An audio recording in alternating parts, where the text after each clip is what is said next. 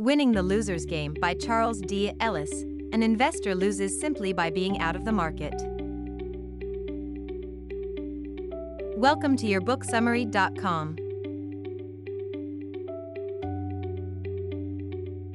Interestingly, in a 20-year period, the greatest returns of the S&P 500 occurred on less than 1% of the trading days.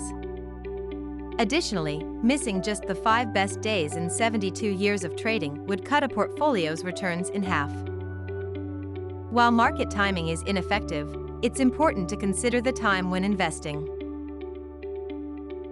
Time does not change the average expected return, but it can greatly affect fluctuations around the average. The longer your portfolio time horizon, the more likely your returns will approximate the average expected returns.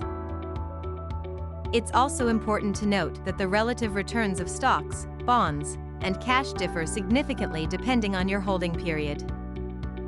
When determining your investment policy, the proportion of fixed income investments and equities is the most important consideration. Conventional recommendations of 60% equities and 40% debt may be reasonable for a 5-year horizon, but there may be better approaches for investors with longer time horizons. Long-term investors understand that economic and market forces eventually move toward the average, known as regression to the mean.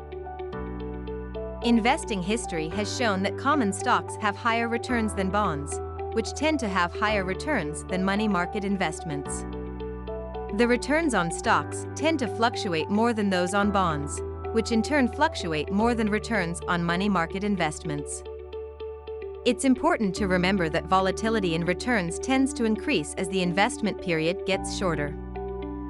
I hope you found the information about Winning the Loser's Game by Charles D. Ellis. If you're interested in learning more about the book, stay tuned for the next part of this series where we'll dive into the next section. Thanks again for watching, and I'll see you in the next video.